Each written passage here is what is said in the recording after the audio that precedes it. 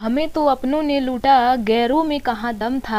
हमें तो अपनों ने लूटा गैरों में कहाँ दम था। और मेरा परसेंटेज भी इसलिए कम हुआ क्योंकि हिंदी में नंबर कम था। ये लाइन कहीं आपको ना बोलनी पड़ जाए, इसीलिए आज का ये वीडियो क्लास 12 हिंदी का एक बहुत ही इम्पॉर्टेंट वीडियो है। आज के इस वीडियो में हम करेंगे 2023 बोर्ड हिंदी के पेपर को खल्लास, पूरे सोल्यूशन के साथ हम आपको बताएंगे। तो ये वीडियो ध्यान से अंत तक देखिएगा। आज का ये वीडियो आप सभी स्टूडेंट्स के लिए बहुत ज़्यादा इम्पॉर्टेंट है।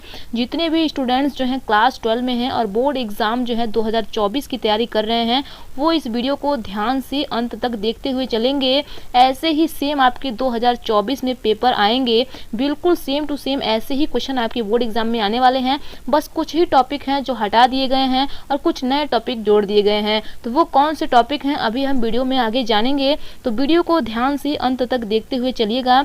यहाँ पे आप देख सकते हैं ये है आपके 2023 का सामान्य हिंदी। तो ऐसे ही सेम टू सेम आपको बोर्ड एग्जाम में भी देखने को मिलेगा। बोर्ड एग्जाम में आपको जो है समय 3 घंटा 15 मिनट दिया जाएगा। 3 घंटे में आपको क्वेश्चन को सॉल्व करना होता है और 15 मिनट आपको प्रश्न पत्र पढ़ने के लिए दिए जाते हैं। यहाँ पे आप देख सकते हैं, यहाँ पे आपको पूर्णांक 100 नंबर का दिया गया है। यहाँ पे देख सकते हैं, यहाँ पे आपको 2 खंड देखने को मिल जाएंगे, खंड क और खंड ख। ठीक है, खंड क जो होता है वो आपका 50 नंबर का होता है और खंड ख जो होता है ये भी आपका 50 नंबर का होता है। तो ऐसे में आपके ये 100 नंबर का पेपर होता है। तो खंड क में क्या क्या होता है, खंड ख में क्या क्या होता है, सब कुछ इस वीडियो में हम जानेंगे पूरे सॉल्यूशन के साथ। तो शांति से ध्यान पूर्वक वीडियो को देखते हुए चलिए।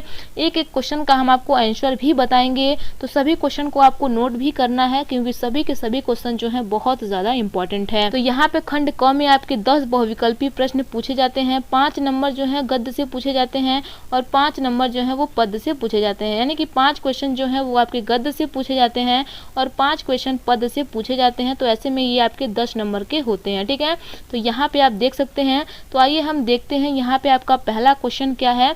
यहाँ पे आप देख सकते हैं पहले का क है, निम्नलिखित में से हजारी प्रसाद द्विवेदी की रचना है। यानी कि हजारी प्रसाद द्विवेदी की रचना कौन सी है ये आपसे पूछा जा रहा है। बहुत ही महत्वपूर्ण प्रश्न है, यहाँ पे ध्यान देंगे। इसका राइट आंसर आपका तीसरा नंबर हो जाएगा, यानी कि साहित्य का मर्म। ये जो है इसका राइट आंसर हो जाएगा। साहित्य का मर्म जो है ये हजारी प्रसाद द्विवेदी की रचना है, ध्यान रखेंगे। अगला क्वेश्चन देखेंगे। अगला क्वेश्चन है, निम्नलिखित में से आचार्य रामचंद्र शुक्ल द्वारा लिखित निबंध है। यानी कि आचार्य रामचंद्र शुक्ल द्वारा लिखित निबंध कौन सा है ये आपसे पूछा जा रहा है। तो ये जो है आपका चौथा नंबर करेक्ट हो जाएगा। यानी कि कविता क्या है, कविता क्या है ये आचार्य रामचंद्र शुक्ल की रचना है, ध्यान रखेंगे। अगला क्वेश्चन देखेंगे। अगला क्वेश्चन है, अजात शत्रु रचना की विधा है। यानी कि अजात शत्रु जो है ये किस विधा की रचना है ये आपसे पूछा जा रहा है। तो इसका जो राइट आंसर हो जाएगा ये आपका तीसरा नंबर, यानी कि नाटक। तो अजात शत्रु जो है ये नाटक विधा की रचना है, तो ध्यान रखेंगे। अगला क्वेश्चन देखेंगे। अगला क्वेश्चन है, अज्ञेय की रचना है। यानी कि अज्ञेय की रचना कौन सी है, बहुत ही महत्वपूर्ण प्रश्न है। तो इसका जो राइट आंसर हो जाएगा वो है आपका शेखर एक जीवनी। ये इसका राइट आंसर हो जाएगा। तो शेखर एक जीवनी के रचनाकार कौन है, तो ध्यान रखिएगा अज्ञेय है। बहुत ही महत्वपूर्ण प्रश्न है। अब देखेंगे अगला क्वेश्चन देखेंगे। यहाँ पे आपका 5वां नंबर यानी कि अंगा नंबर क्वेश्चन है, बहादुर कहानी के लेखक हैं। बहादुर कहानी के लेखक कौन है, मैंने आपको पढ़ाया है बहादुर कहानी का उद्देश्य और बहादुर कहानी का सारांश। ये आपके बोर्ड एग्जाम के लिए भी बहुत इंपॉर्टेंट होता है। इसका कहानी आपसे बोर्ड एग्जाम में पूछा जाता है जो 5 नंबर का होता है। तो इसको भी आपको तैयार करना होता है, अभी हम वीडियो में आगे देखेंगे। यहाँ पे आपसे पूछा जा रहा है बहादुर कहानी के लेखक कौन है। तो इसका राइट आंसर हो जाएगा आपका चौथा, यानी कि अमरकांत। तो बहादुर कहानी के जो लेखक हैं वो अमरकांत हैं, ध्यान रखेंगे। तो यहाँ पे आपसे जो है हिंदी गद्य से 5 क्वेश्चन पूछे जाते हैं 5 नंबर के। अब हम देखेंगे आगे आपके हिंदी पद्य से पूछे जाते हैं। यहाँ पे आप देख सकते हैं दूसरा नंबर है, इसमें आपका क नंबर क्वेश्चन है, रामधारी सिंह दिनकर प्रमुख कवि हैं। यानी कि यहाँ पे आपसे पूछा जा रहा है कि रामधारी सिंह दिनकर जो है वो किस युग के कवि हैं। तो इसका जो राइट आंसर हो जाएगा वो है आपका दूसरा नंबर, यानी कि प्रगतिवादी काव्य धारा के। तो रामधारी सिंह दिनकर जो है वो प्रगतिवादी काव्य धारा के कवि हैं, तो ध्यान रखिएगा ये इसका राइट आंसर हो जाएगा। अगला क्वेश्चन देखेंगे। अगला है ख नंबर है, बिहारी की रचनाओं का छंद है। यानी कि बिहारी की रचनाओं का छंद कौन सा है, तो बिहारी की रचनाओं का छंद 2 ही है, एक है दोहा और एक है सोरठा। तो यहाँ पे आपको दोहा दिया गया है, तो इसका जो राइट आंसर हो जाएगा वो है आपका दोहा। ठीक है, तो ये इसका राइट आंसर हो जाएगा। अगला क्वेश्चन देखेंगे, आपका ग नंबर क्वेश्चन है आंसू रचना है, यानी कि आंसू के रचनाकार कौन है? तो आंसू, लहर, झरना, तितली, ये सब किसकी रचना है? तो ये जयशंकर प्रसाद की रचना है। बहुत ही इंपॉर्टेंट क्वेश्चन है और इनके प्रश्न अक्सर आपके बोर्ड एग्जाम में बन जाते हैं। तो जयशंकर प्रसाद आपकी हिंदी के लिए तो बहुत ज़्यादा इंपॉर्टेंट है, तो इनको आपको बिल्कुल भी नज़रअंदाज नहीं करना चाहिए। अब देखेंगे अगला क्वेश्चन है छायावाद स्थूल के प्रति सूक्ष्म का विद्रोह है कथन है, यानी कि यहाँ पे आपसे कहा जा रहा है कि छायावाद स्थूल के प्रति सूक्ष्म का विद्रोह है, यह किसका कथन है? तो इसका जो राइट आंसर हो जाएगा वो आपका चौथा नंबर, यानी कि डॉक्टर नगेंद्र का। ठीक है, तो डॉक्टर नगेंद्र का यह कथन है छायावाद स्थूल के प्रति सूक्ष्म का विद्रोह। तो ध्यान रखेंगे। अगला क्वेश्चन देखेंगे, अगला क्वेश्चन है दूसरा सप्तक का प्रकाशन कब हुआ, यानी कि दूसरा सप्तक का प्रकाशन वर्ष क्या है? तो इसका जो राइट आंसर हो जाएगा ये आपका पांचवा नंबर 1943। बहुत ही इंपॉर्टेंट क्वेश्चन स्टूडेंट्स, जब मैंने बहुविकल्पी प्रश्नों को पढ़ाया था तो उसमें मैंने इन सभी क्वेश्चन को पढ़ाया था।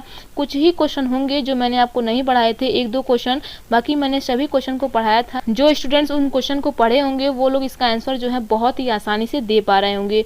तो जो लोग बहुविकल्पी प्रश्नों को नहीं पढ़े हैं, उस वीडियो को नहीं देखे हैं, तो उस वीडियो को जरूर देखिए। उस वीडियो से आपको बहुत हेल्प मिलेगी, क्योंकि बहुविकल्पी प्रश्न जो है आपके 10 नंबर के पूछे जाते हैं, तो उस वीडियो को आपको जरूर देखना चाहिए। उसमें सभी बहुविकल्पी प्रश्नों को रखा गया है।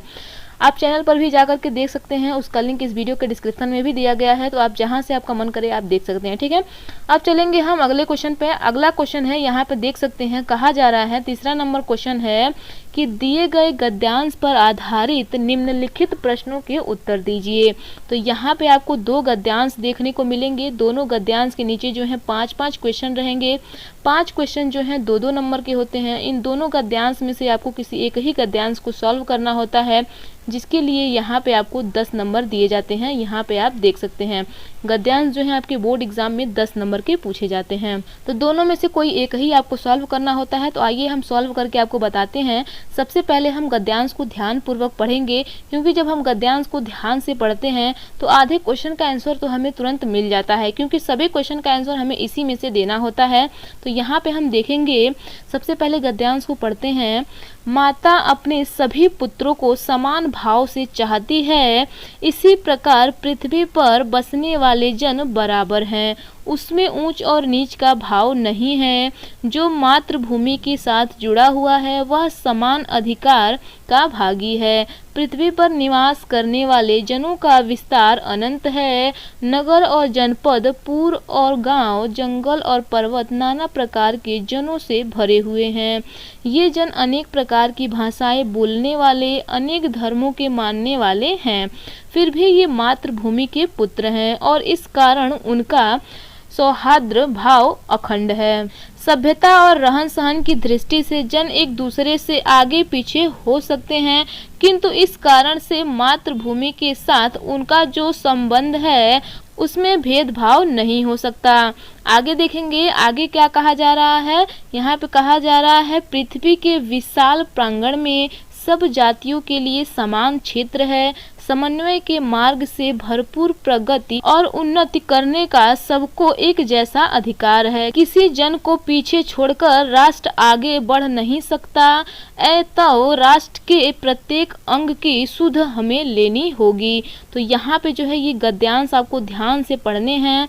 उसके बाद जो है इनके क्वेश्चन को देखेंगे। इसका क्वेश्चन क्या है, पहला क्वेश्चन है उपयुक्त गद्यांश के पाठ और लेखक का नाम लिखिए। यानी कि यहाँ पे जो आपको गद्यांश दिया गया है इसके पाठ और लेखक का नाम लिखना है कि ये जो है किस चैप्टर से लिया गया है और इसके लेखक कौन है। तो ये जो है आपके राष्ट्र के स्वरूप नामक पाठ से लिया गया है और इसके लेखक डॉक्टर वासुदेव शरण अग्रवाल हैं। तो यहाँ पे सिंपली आपको लिख देना है लेखक का नाम और पाठ का नाम। यहाँ पे आपको संदर्भ नहीं लिखना है। तो कुछ इस प्रकार से यहाँ पे आपको लिख देना है और आपके 2 नंबर जो है वो बिल्कुल पक्के हो जाएंगे।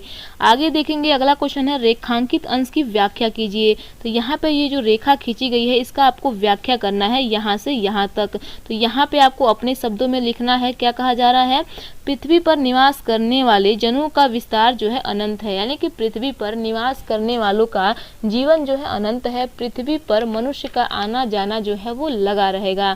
तो यहाँ पे कुछ इस प्रकार से आप लिखेंगे। आगे देखेंगे, नगर और जनपद, पुर और गांव, जंगल और पर्वत नाना प्रकार के जनों से भरे हुए हैं, यानी कि यहाँ पे नगर और जिला, बस्ती और गांव, जंगल और पर्वत कई प्रकार की जीवों से भरे हुए हैं। तो यहाँ पे आपको सिंपली लिखना है कि लेखक कहते हैं कि, यानी कि लेखक के अनुसार कुछ भी अपने तरीके से आपको लिखना होता है। तो यहाँ पे आप अपने तरीके से लिखेंगे कि लेखक कहते हैं कि पृथ्वी पर मनुष्य का आना जाना लगा रहेगा, नगर और जिला, बस्ती और गांव, जंगल और पर्वत कई प्रकार के जीवों से भरे हुए हैं। तो इस प्रकार से आप अपने तरीके से लिखेंगे, बहुत ही सिंपल होता है ये। तो आपके 2 नंबर जो है वो बिल्कुल कंप्लीट हो जाएंगे, ठीक है। अब देखेंगे अगला क्या है, समान अधिकार का भागी कौन होता है।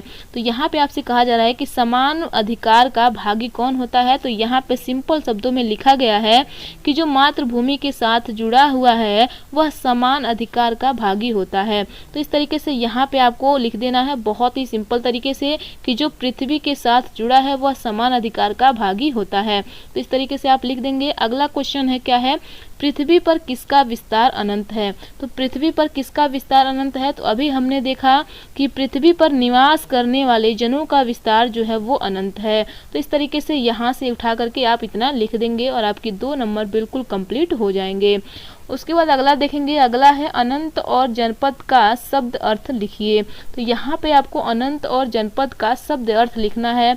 तो अनंत का अर्थ हो जाएगा जिसका कोई अंत न हो, तो जिसका कोई अंत न हो उसको हम अनंत कहते हैं, और जनपद का अर्थ हो जाएगा जिला, ठीक है। तो यहाँ पे आपके 5 क्वेश्चन सॉल्व हो चुके हैं। 5 क्वेश्चन सॉल्व करने के आपको 10 नंबर मिलते हैं। तो इस तरीके से जो है आप सॉल्व कर सकते हैं, बहुत ही सिंपल होता है। तो यहाँ पे हम लोग इसको सॉल्व कर चुके हैं, ये आपके 10 नंबर के पूछे जाते हैं, यहाँ पे आप देख सकते हैं, ठीक है।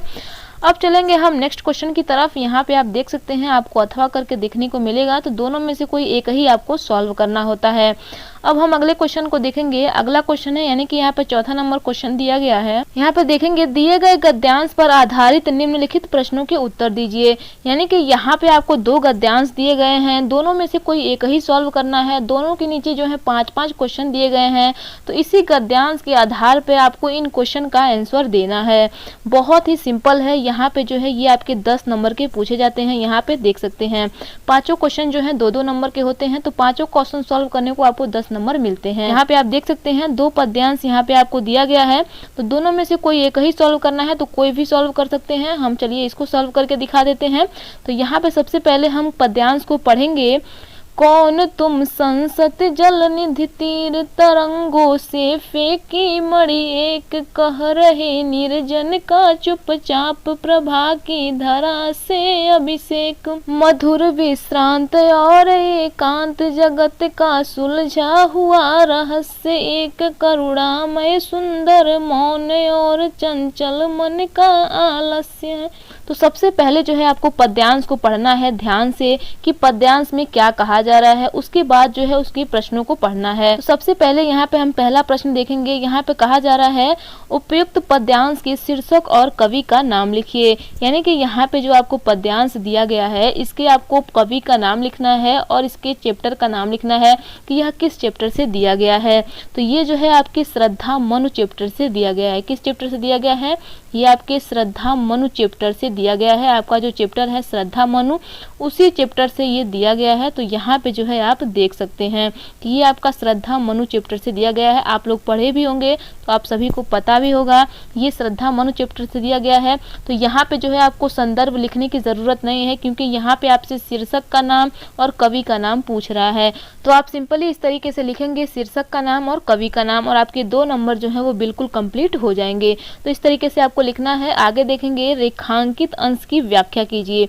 अगला क्वेश्चन है कि रेखांकित अंश की व्याख्या कीजिए। तो यहाँ पे ये जो रेखा खींची गई है, इसका आपको व्याख्या करना है। तो क्या है, यहाँ पे देखेंगे, कौन तुम संस्कृत जल निधि तीर तरंगों से फेंकी मणि एक। तो यहाँ पे श्रद्धा जो है वो मनु से पूछ रही हैं उनका परिचय कि तुम कौन हो। संस्कृत जल निधि के तीर, यानी कि संसार रूपी सागर के किनारे तरंगों से फेंकी मणि एक, यानी कि तरंगों के द्वारा फेंकी गई मणि के समान तुम कौन हो। तो यहाँ पे श्रद्धा मनु से उनका परिचय पूछ रही हैं कि संसार रूपी सागर के किनारे तरंगों के द्वारा फेंकी गई मणि के समान तुम कौन हो।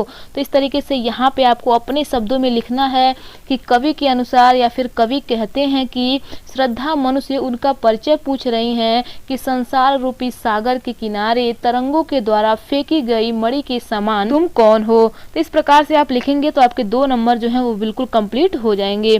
तो इस तरीके से आपको लिखना है। अगला देखेंगे, अगला क्वेश्चन है उपयुक्त पंक्तियों में कौन किसका परिचय पूछ रहा है। तो यहाँ पे आपने देखा कि श्रद्धा जो है वो मनु से पूछ रही हैं उनका परिचय। अभी मैंने आपको बताया कि श्रद्धा जो है मनु से उनका परिचय पूछ रही हैं। तो यहाँ पे आपको लिखना है कि उपयुक्त पंक्तियों में श्रद्धा जो है वो मनु से उनका परिचय पूछ रही हैं। तो इस तरीके से आप अपने शब्दों में लिखेंगे। बहुत ही आसान तरीके से आपको अपने ही शब्दों में लिखना होता है। अब देखेंगे अगला क्वेश्चन क्या है, कौन अपनी कांति से वीराने को शोभायमान कर रहा है। यानी कि कौन अपनी कांति से वीराने को शोभायमान कर रहा है। तो यहाँ पे जो है मनु जो है भव पुरुष की तरह अपनी कांति से वीराने को भय पुरुष कर रहे हैं। तो इस तरीके से यहाँ पे आपको लिख देना है। अगला क्वेश्चन है प्रभा की धारा से अभिषेक पंक्ति में कौन सा अलंकार है। तो यहाँ पे पूछा जा रहा है कि प्रभा की धारा से अभिषेक पंक्ति में कौन सा अलंकार है। तो यहाँ पे आपको लिखना है कि प्रभा की धारा से अभिषेक में रूपक अलंकार है। तो इस तरीके से आपको बहुत ही सिंपल तरीके से लिखना होता है। तो हमने इसको सॉल्व कर लिया है। इस तरीके से हमारे 5 क्वेश्चन सॉल्व हो चुके हैं और आपके 10 नंबर बिल्कुल कंप्लीट हो चुके हैं। तो अब हम इसको सॉल्व कर लिए हैं। अब अगला क्वेश्चन देखेंगे। अगला क्वेश्चन है आपका 5वां नंबर है, निम्नलिखित में से किसी एक लेखक का साहित्यिक परिचय देते हुए उनकी प्रमुख रचनाओं का उल्लेख कीजिए। अधिकतम शब्द सीमा 80 शब्द। तो यहाँ पे आपको जीवन परिचय लिखना होता है, वो भी 80 शब्दों में, ठीक है। और ये आपके 5 नंबर के पूछे जाते हैं। तो यहाँ पे हम देखेंगे, यहाँ पे आपसे पूछा जा रहा है वासुदेव शरण अग्रवाल का, प्रोजी सुंदर रेड्डी और डॉक्टर हजारी प्रसाद द्विवेदी का जीवन परिचय पूछा जा रहा है। तो मैं आपसे बार बार कहती हूँ कि आप लोग जो है वासुदेव शरण अग्रवाल का जीवन परिचय तैयार कर लीजिए और हजारी प्रसाद द्विवेदी का जीवन परिचय तैयार कर लीजिए। आपके जो है 5 नंबर बिल्कुल कंप्लीट हो जाएंगे, ठीक है। तो मैंने बहुत ही सिंपल तरीके से बता रखा है, वासुदेव शरण अग्रवाल का जीवन परिचय, हजारी प्रसाद द्विवेदी का जीवन परिचय मैंने उस प्रकार से बता रखा है जैसे आपको अपने बोर्ड एग्जाम में लिखना है। अगर आप उस तरीके से लिखते हैं तो आपको 5 में 5 नंबर पाने से कोई नहीं रोक सकता, आपके एक भी नंबर नहीं कटेंगे। तो जीवन परिचय लिखने का हम सही तरीका बता रखे हैं। तो अगर आप लोग उस वीडियो को नहीं देखे हैं तो उस वीडियो को देख सकते हैं। उस वीडियो का लिंक इस वीडियो के डिस्क्रिप्शन में दिया गया है। अब हम देखेंगे अगला क्वेश्चन है, ख नंबर है, निम्नलिखित में से किसी एक कवि का साहित्यिक परिचय देते हुए उनकी प्रमुख कृतियों पर प्रकाश डालिए। अधिकतम शब्द सीमा 80 शब्द। तो ये जो है आपको 80 शब्दों में लिखना होता है किसी एक कवि का साहित्यिक परिचय।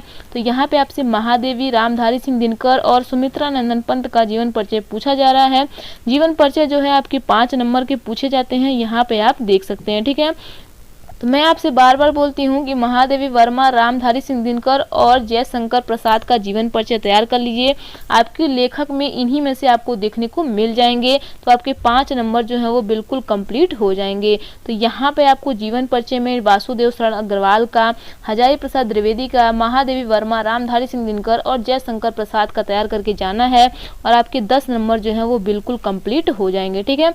तो इस प्रकार से जो है आपको तैयार करना है। अब चलेंगे हम अगले टॉपिक पे। अगला देखेंगे, अगला क्वेश्चन है, पंचलाइट अथवा बहादुर कहानी का सारांश अपने शब्दों में लिखिए। अधिकतम शब्द सीमा 80 शब्द। तो इसको भी आपको जो है 80 शब्दों में लिखना होता है, जिसके लिए आपको 5 नंबर दिए जाते हैं। यहाँ पे आप देख सकते हैं, ठीक है। तो यहाँ पे आपको क्या तैयार करके जाना है अपने बोर्ड एग्जाम में। अपने बोर्ड एग्जाम में पंचलाइट कहानी और बहादुर कहानी के उद्देश्य और सारांश को तैयार करके जाना है। मैंने बहुत ही आसान शब्दों में और बहुत ही कम शब्दों में बता रखा है पंचलाइट कहानी और बहादुर कहानी के उद्देश्य और सारांश को, जिसे देख करके आप अपने 5 नंबर बहुत ही आसानी से अचीव कर सकते हैं। तो बहुत ही सिंपल तरीके से मैंने बता रखा है, जिसका लिंक आपको इस वीडियो के डिस्क्रिप्शन में या फिर ऊपर आई बटन में भी मिल जाएगा, तो आप वहां से देख सकते हैं। अब हम चलेंगे अगले टॉपिक पे। अगला टॉपिक है, अगला क्वेश्चन क्या है देखेंगे। अगला क्वेश्चन है आपका, स्वपठित खंड काव्य के आधार पर किसी एक खंड के एक प्रश्न का उत्तर दीजिए। तो ये स्वपठित खंड काव्य होता है, यानी कि आपको स्वयं से इसको पढ़ना होता है। ये जो है आपकी बोर्ड एग्जाम में जनपद के अकॉर्डिंग यानी कि जिला के अकॉर्डिंग पूछा जाता है। जो विद्यार्थी जिस जिला से बिलोंग करते हैं उन्हें उसी जिला के अकॉर्डिंग अपने बोर्ड एग्जाम में खंड काव्य को लिखना होता है। मान लीजिए हम गोरखपुर से बिलोंग करते हैं तो हमारे यहाँ जो है त्यागपथी है, तो जो लोग गोरखपुर से बिलोंग करेंगे वो त्यागपथी को सॉल्व करेंगे, ठीक है। तो जो विद्यार्थी जिस जिला से बिलोंग करते हैं उन्हें उसी के अकॉर्डिंग अपने बोर्ड एग्जाम में खंड काव्य को लिखना होता है। और ये जो है आपके 5 नंबर बिल्कुल फिक्स होते हैं। तो खंड काव्य आपके बोर्ड एग्जाम में 100% आता ही है। तो आपको अपने जिला के अकॉर्डिंग तैयार कर लेना है। आप किस जिला से हैं और आपके जिला में कौन सा खंड काव्य है हमें नीचे कमेंट बॉक्स में कमेंट करके जरूर बताइएगा। तो यहाँ पे आपका खंड क जो है समाप्त होता है, अब आपका खंड ख स्टार्ट होता है, यहाँ पे आप देख सकते हैं। तो अब हम देखते हैं खंड ख में आपसे क्या क्या पूछा जाएगा। तो यहाँ पे आप देख सकते हैं 8वां नंबर क्वेश्चन है, दिए गए संस्कृत गद्यांशों में से किसी एक का ससंदर्भ हिंदी में अनुवाद कीजिए। यानी कि यहाँ पे आपसे कहा जा रहा है कि जो गद्यांश आपको दिए गए हैं उस गद्यांश में से किसी एक का ससंदर्भ हिंदी में अनुवाद कीजिए, जिसके लिए आपको 7 नंबर दिए जाते हैं। तो यहाँ पे भी आपको 2 गद्यांश अथवा करके देखने को मिल जाएंगे, दोनों में से कोई एक ही आपको सॉल्व करना होता है, जिसके लिए जो है आपको 7 नंबर दिए जाते हैं। 2 नंबर जो होता है वो संदर्भ का होता है और 5 नंबर अनुवाद का होता है। तो इस तरीके से जो है आपको 7 नंबर दिए जाते हैं। तो यहाँ पे दोनों में से किसी एक को ही आपको सॉल्व करना है। तो आइए हम इसको सॉल्व करके दिखाते हैं। यहाँ पे हम देखेंगे, धन्योयम भारत देशम यत्र समूल सत जन मानस पवने, यानी कि धन्य है यह भारत देश जहाँ जनमानस को पवित्र करने वाली भव्य भाव बोधनी शब्द संदोह प्रसवनी सूर भारती, भव्य भावों को उत्पन्न करने वाली शब्द समूह को जन्म देने वाली देववाणी सुशोभित हो रही है। तो यहाँ पे आपसे कहा जा रहा है कि धन्य है यह भारत देश जहाँ जनमानस को पवित्र करने वाली, भाव बोध को उत्पन्न करने वाली और शब्द समूह को जन्म देने वाली देववाणी सुशोभित हो रही है। आगे देखेंगे, आगे कहा जा रहा है, विद्यमानेषु निखिलेषु अपि वाड्मयेषु आस्या वाड्मयम् सर्वश्रेष्ठम सुसंपन्नम च वर्तते, सभी वर्तमान साहित्य में श्रेष्ठ और सुसंपन्न हैं। आगे देखेंगे, आगे कहा जा रहा है, इमेव भाषा संस्कृत नान्यापि लोके प्रथिता अस्ति, यही आज संस्कृत नाम से भी संसार में प्रसिद्ध है। अस्माकम रामायण महाभारत आदि ऐतिहासिक ग्रंथा चत्वारो वेदा सर्वा उपनिषदा, यानी कि हमारे रामायण महाभारत आदि ऐतिहासिक ग्रंथ 4 वेद सभी जो है उपनिषद, अष्टादश पुराणानि अन्यानि च महाकाव्य नाटक दिनी अश्यमेव भाषायाम लिखितानि संति, यानी कि 18 पुराण और अन्य महाकाव्य नाटक आदि इसी भाषा में लिखे गए हैं। यानी कि कहा जा रहा है कि यही आज संस्कृत नाम से भी संसार में प्रसिद्ध है। हमारे रामायण महाभारत आदि ऐतिहासिक ग्रंथ, 4 वेद सभी उपनिषद, 18 पुराण, अन्य महाकाव्य नाटक आदि इसी भाषा में जो है वो लिखे गए हैं। तो इस तरीके से जो है आप इसका अनुवाद लिख सकते हैं और इसका संदर्भ भी लिख सकते हैं। तो यह किस चैप्टर से लिया गया है, तो ये आपका चैप्टर है संस्कृत भाषायाम महत्तम, तो उसी पार्ट से ये लिया गया है। तो आप इसका संदर्भ भी लिख सकते हैं बहुत ही आसान तरीके से। यहाँ पे आपको लेखक या कवि का नाम नहीं लिखना होता है, तो यहाँ पे आपको सिंपल तरीके से लिख देना है कि प्रस्तुत गद्यांश हमारी पाठ्य पुस्तक के संस्कृत भाग में संकलित संस्कृत भाषायाम महत्तम नामक पाठ से लिया गया है। ठीक है, तो इस तरीके से आपको सिंपल तरीके से लिख देना है और आपके 7 नंबर जो है वो बिल्कुल कंप्लीट हो जाएंगे।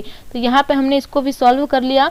अब हम देखेंगे अगले क्वेश्चन को। अगला क्वेश्चन क्या है, बहुत ज़्यादा इंपॉर्टेंट है। ये भी जो है आपके 7 नंबर के पूछे जाते हैं। यहाँ पे आप देख सकते हैं, तो इसमें भी आपको 2 देखने को मिलेंगे अथवा करके देखने को मिल जाएंगे। तो यहाँ पे जो हम आपको इसको सॉल्व करके दिखाते हैं। यहाँ पे कहा जा रहा है, परोक्ष कार्य हत्तारम प्रत्यक्ष प्रियवादिनम वर्जयता दिशम मित्रम विषकुंभम पयोमुखम, यानी कि यहाँ पे आपसे कहा जा रहा है कि जो मित्र पीछे काम बिगाड़ने वाले हो और सामने मीठा बोलने वाले हो, क्या कहा जा रहा है, यहाँ पे कहा जा रहा है परोक्ष कार्य हत्तारम प्रत्यक्ष प्रियवादिनम, यानी कि जो पीठ पीछे काम बिगाड़ने वाला हो और सामने मीठा बोलने वाला हो। वर्जयता दिशम मित्रम विषकुंभम पयो मुखम, यानी कि ऐसे मित्र को उसी प्रकार छोड़ देना चाहिए जिस प्रकार विष से भरे घड़े को छोड़ दिया जाता है जिसके ऊपरी भाग में दूध जमा होता है।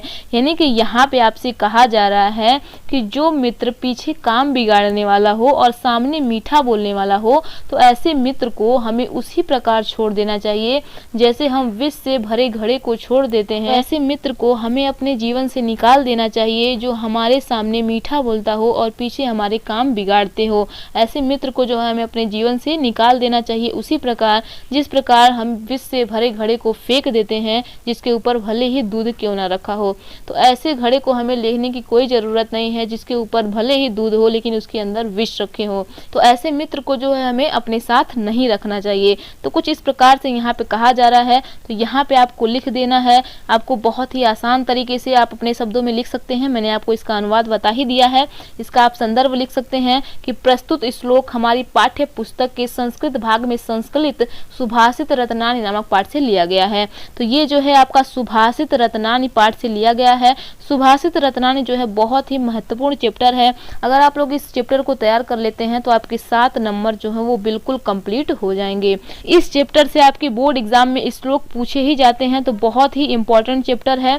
अब चलिए हम अगला क्वेश्चन देखते हैं। अगला क्वेश्चन है, यानी कि यहाँ पे 9 नंबर क्वेश्चन दिया गया है। यहाँ पे देखेंगे, निम्नलिखित मुहावरों और लोकोक्तियों में से किसी एक का अर्थ लिखकर वाक्य में प्रयोग कीजिए। तो यहाँ पे आपसे मुहावरे और लोकोक्तियां पूछ रहा है जिसके लिए आपको 2 नंबर दिए जाते हैं। यहाँ पे आपको जो है एक ही क्वेश्चन सॉल्व करना होता है और एक क्वेश्चन सॉल्व करने को आपको 2 नंबर मिलते हैं। ठीक है, यहाँ पे आप देख सकते हैं। तो यहाँ पे देखिए 3 क्वेश्चन दिया गया है। तीनों में से किसी एक को ही आपको सॉल्व करना है। पहला क्वेश्चन है अपना उल्लू सीधा करना, यानी कि अपना उल्लू सीधा करने का क्या अर्थ होगा। तो अपना उल्लू सीधा करने का अर्थ होता है अपना स्वार्थ पूरा करना। यानी कि कुछ लोग होते हैं जो अपना स्वार्थ पूरा करने के लिए जुड़े होते हैं।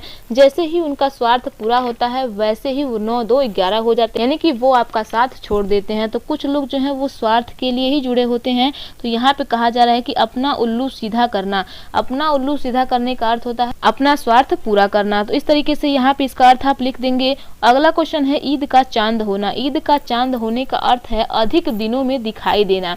यानी कि मान लीजिए आपका कोई दोस्त है, वो कहीं गया हुआ है या फिर उसकी कहीं जॉब लग गई है, तो आप कहेंगे उसको कि क्या भाई जब से तुम्हारी जॉब लगी है तब से तुम ईद के चांद हो गए हो। तो इस तरीके से आप इसको वाक्य में प्रयोग कर सकते हैं। तो इस तरीके से यहाँ पे आपको लिखना होता है। सबसे पहले आपको इसका अर्थ लिखना होता है, उसके बाद जो है आपको इसको वाक्य में प्रयोग करना होता है।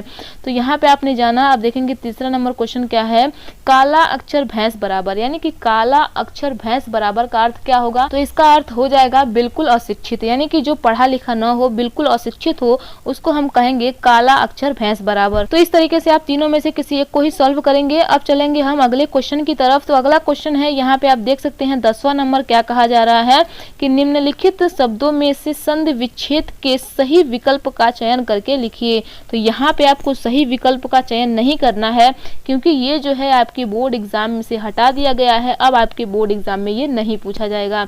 अब आपके बोर्ड एग्जाम में संधि विच्छेद से क्वेश्चन नहीं पूछे जाएंगे, तो आपको इसको पढ़ने की भी कोई जरूरत नहीं है। अगला देखेंगे, अगला है आपका अगला क्वेश्चन ख नंबर है। यहाँ पे देखेंगे ये आपका विभक्ति एवं वचन है। तो ये भी जो है आपकी बोर्ड एग्जाम में नहीं पूछे जाएंगे। आपके बोर्ड एग्जाम में से विभक्ति और वचन को हटा दिया गया है। ठीक है, अब आपके बोर्ड एग्जाम में अपठित गद्यांश आएगा, उसको आपको सॉल्व करना है। वो आपके 5 नंबर के होंगे। तो कैसे आपको सॉल्व करना है, मैंने जब मॉडल पेपर कराया था 2024 का, तो उसमें मैंने आपको बताया था कि कैसे आपको सॉल्व करना है और कुछ अपठित गद्यांश को मैंने सॉल्व भी करा रखा है। तो आप चैनल पर जाकर के देख सकते हैं। और अभी तक आप लोग 2024 का हिंदी का मॉडल पेपर नहीं देखे हैं तो उसको देख लीजिए, आपको बहुत ज़्यादा हेल्प मिलेगी। मैंने बहुत ही आसान तरीके से सॉल्यूशन के साथ बता रखा है। उस वीडियो को देख लीजिए, वो वीडियो आपको इस वीडियो के डिस्क्रिप्शन में मिल जाएगी। तो यहाँ पे अब हम देखेंगे अगले क्वेश्चन को। अगला क्वेश्चन क्या है, 11 नंबर है, निम्नलिखित शब्द युग्मों का सही अर्थ चयन करके लिखिए। तो यहाँ पे आपको शब्द युग्मों का सही अर्थ चयन करके लिखना है। पहला क्वेश्चन है यहाँ पे अनिल और अनल। तो इसका जो राइट आंसर हो जाएगा वो है आपका आग और हवा, ये इसका राइट आंसर हो जाएगा। अब चलेंगे अगले क्वेश्चन की तरफ। अगला है आपका अम्बुज और अम्बुद। तो अम्बुज और अम्बुद का सही अर्थ क्या होगा? तो इसका सही अर्थ हो जाएगा कमल और बादल। ये आपका 100 नंबर जो है ये राइट हो जाएगा। तो इस तरीके से यहाँ पे आपके 2 नंबर जो है कंप्लीट होते हैं। अब चलेंगे अगले क्वेश्चन की तरफ। अगला क्वेश्चन है आपका ख नंबर है, निम्नलिखित शब्दों में से किसी एक शब्द के 2 अर्थ लिखिए। यहाँ पे आपको किसी एक शब्द के 2 अर्थ लिखने हैं। तो यहाँ पे आप देख सकते हैं गति का अर्थ हो जाएगा चाल, दशा, मोक्ष, ठीक है। और यहाँ पे तीर का अर्थ हो जाएगा नदी का किनारा हो जाएगा, तट हो जाएगा, बाण हो जाएगा, ठीक है। और इसका ये पयोधर, पयोधर का अर्थ बादल हो जाएगा, नारियल हो जाएगा। तो इस तरीके से आप बहुत सारे अर्थ हैं आप लिख सकते हैं। और ये भी आपके 2 नंबर के पूछे जाते हैं। तो मैंने बहुत सारे व्याकरण की वीडियो करा रखे हैं, अगर आप लोग नहीं देखे हैं तो आप लोगों को ज़रूर देखना चाहिए, क्योंकि मैंने उसमें सभी व्याकरण के इंपॉर्टेंट क्वेश्चन को कराया है। अब देखेंगे अगले क्वेश्चन को। अगला क्वेश्चन है यानी कि यहाँ पे ग नंबर है, निम्नलिखित वाक्यांशों के लिए एक सही शब्द का चयन करके लिखिए। यहाँ पे आपको जैसे मैंने पढ़ाया है अनेक शब्दों के लिए एक शब्द, तो यही है वो। यहाँ पे आपसे अनेक शब्दों के लिए एक शब्द आपको लिखने होते हैं, जिसके लिए आपको 2 नंबर दिए जाते हैं। तो यहाँ पे आपका पहला क्वेश्चन है आशा से अधिक, यानी कि आशा से अधिक को हम एक शब्द में क्या कहेंगे? तो उसे हम कहेंगे आशातीत। क्या कहेंगे? आशातीत कहेंगे। तो ये आपका और जो है ये राइट आंसर हो जाएगा, ठीक है। अगला क्वेश्चन है जानने की इच्छा रखने वाला, यानी कि जो जानने की इच्छा रखता हो उसको हम एक शब्दों में क्या कहेंगे? तो उसको हम एक शब्दों में जिज्ञासु कहेंगे। तो ये जो है इसका राइट आंसर हो जाएगा। अब हम चलेंगे अगले क्वेश्चन की तरफ। अगला क्वेश्चन यहाँ पे हम देखेंगे। अगला क्वेश्चन है निम्नलिखित में से किन्हीं 2 वाक्यों को शुद्ध करके लिखिए, यानी कि यहाँ पे आपसे वाक्य संशोधन पूछा जा रहा है। ये भी आपके बोर्ड एग्जाम में जो है 2 नंबर के पूछे जाते हैं, यहाँ पे आप देख सकते हैं। तो यहाँ पे 4 दिया गया है, लेकिन आपको किसी 2 का ही शुद्ध अर्थ करके लिखना है, यानी कि किसी 2 को ही आपको सही करना है। तो यहाँ पे आप देख सकते हैं, यहाँ पे कहा जा रहा है बेटी तो पराया धन होता है। तो बेटी पराया धन होता नहीं है, बेटी पराई धन होती है, ठीक है। तो यहाँ पे आपको लिखना है बेटी पराई धन होती है। तो इस तरीके से आप इसको सही करेंगे।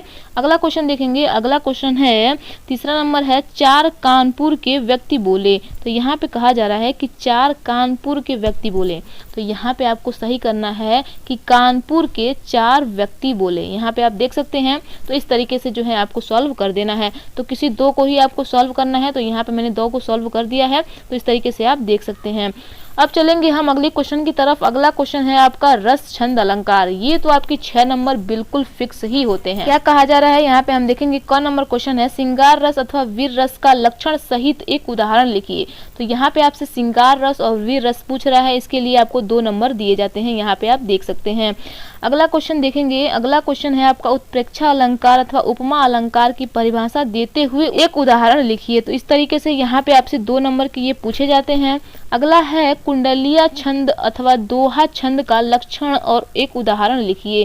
तो ये भी जो है आपके 2 नंबर के पूछे जाते हैं। तो इस तरीके से जो है रस, छंद, अलंकार में आपको बहुत ज़्यादा मेहनत करने की ज़रूरत नहीं है। मैंने रस, छंद, अलंकार पर एक स्पेशल वीडियो बना रखा है, उसमें मैंने उन सभी रस, छंद, अलंकार को पढ़ाया है जो आपके बोर्ड एग्जाम 2024 में यानी कि 22 फरवरी को 100% आएंगे। अगर वो रस, छंद आप लोग तैयार कर लेते हैं तो 100% आपको उन्हीं में से अपने बोर्ड एग्जाम में यानी कि 22 फरवरी को देखने को मिलेंगे। तो अगर आप लोग उस वीडियो को नहीं देखे हैं तो उस वीडियो को ज़रूर देखिए, आप सभी से रिक्वेस्ट है, क्योंकि वो वीडियो जो है आप लोगों के लिए बहुत ज़्यादा इंपॉर्टेंट है। इस वीडियो को देखने के बाद आपके 6 नंबर बिल्कुल पक्के हो जाएंगे। 6 नंबर आपके कोई रोक नहीं सकते, ठीक है। तो उस वीडियो को ज़रूर देखिए। इस वीडियो को देखने के बाद आपके 6 नंबर बिल्कुल पक्के हो जाएंगे। तो वहाँ से आप रस, छंद, अलंकार को तैयार कर सकते हैं। बिल्कुल आसान शब्दों में मैंने बहुत ही आसान परिभाषा और बहुत ही आसान उदाहरण के साथ समझाया है, आप लोग बहुत ही आसानी से उसको समझ सकते हैं। तो इस तरीके से आप लोग रस, छंद, अलंकार को तैयार कर सकते हैं। अब चलेंगे हम अगले क्वेश्चन की तरफ। अगला क्वेश्चन है यहाँ पे 13 नंबर क्वेश्चन है किसी विद्यालय के प्रधानाचार्य को सहायक अध्यापक की भर्ती हेतु एक पत्र लिखिए। तो यहाँ पे आपको पत्र लिखने के लिए बोला जा रहा है, जिसके लिए आपको 6 नंबर दिए जाएंगे। तो यहाँ पे भी आपको अथवा करके देखने को मिल जाएगा। यहाँ पे कहा जा रहा है किसी बैंक के प्रबंधक को अपने अध्ययन हेतु यानी कि अपने अध्ययन के लिए अल्प ब्याज में ऋण देने के लिए एक पत्र लिखिए। तो यहाँ पे आपको पत्र लिखने के लिए कहा जा रहा है, जिसके लिए आपको जो है 6 नंबर दिए जाते हैं। तो कौन कौन से इम्पोर्टेंट पत्र है, कैसे आपको पत्र को लिखना है ताकि आपको 6 में 6 मिले, एक भी नंबर न कटे, तो मैंने बहुत ही आसान तरीके से बता रखा है। और कौन कौन से इम्पोर्टेंट पत्र है उसको भी मैंने बता रखा है, तो बहुत इंपॉर्टेंट है। अगर आप लोग नहीं देखे हैं तो उन सभी वीडियो को देख के अपने 6 नंबर जो है तैयार कर सकते हैं। तो वो वीडियो कहाँ मिलेगी अभी हम आपको बताएंगे। अब चलेंगे अगला क्वेश्चन देखेंगे। अगला क्वेश्चन है आपका 14 नंबर है, निम्नलिखित विषयों में से किसी एक पर अपनी भाषा शैली में निबंध लिखिए। तो यहाँ पे कहा जा रहा है, यहाँ पे आपको कुछ टॉपिक दिए गए हैं, उस पर आपको निबंध लिखने के लिए कहा जा रहा है, जिसके लिए आपको 9 नंबर मिलेंगे। ठीक है, तो निबंध जो है आपके 9 नंबर की पूछे जाते हैं, बहुत ज़्यादा होता है। आपके गद्यांश, पद्यांश और निबंध को लेकर के 29 नंबर हो जाते हैं, तो बहुत ज़्यादा होता है ये 29 नंबर, तो आपको इन पर ज़्यादा फोकस करने की ज़रूरत है। तो इस तरीके से यहाँ पे आपको लिखना होता है। यहाँ पे देख सकते हैं 5 टॉपिक दिया गया है। पहला है आज़ादी का अमृत महोत्सव, दूसरा है नई शिक्षा नीति 2020 का है, ये गुण दोष लिखना होता है। अगला क्वेश्चन देखेंगे, अगला है आपका पर्यावरण संरक्षण आवश्यकता और महत्व, अगला है मेरा प्रिय लेखक, नेक्स्ट है वर्तमान समाज में नारी की स्थिति। तो यहाँ पे जो है 5 टॉपिक आपको दिए गए हैं, पांचों में से किसी एक ही टॉपिक पे आपको अपनी भाषा शैली में निबंध लिखना होता है। तो 2024 बोर्ड के लिए कौन कौन से इम्पोर्टेंट निबंध है, इस पर भी हमने ऑलरेडी वीडियो बना दिया है। निबंध को कैसे आपको लिखना है ताकि पूरे के पूरे 9 नंबर आपको मिल सकें, तो सब कुछ मैंने बताया है, तो वहाँ से आपको तैयार करने हैं। तो यहाँ पे जो है आपका खंड ख भी आपको समाप्त होता है। यहाँ पे आपको टोटल मैंने खंड क और खंड ख को बता दिया है। टोटल जो है ये आपके 100 नंबर के पूछे जाते हैं। तो सेम ऐसे ही आपको 22 फरवरी को हिंदी का पेपर देखने को मिलेगा।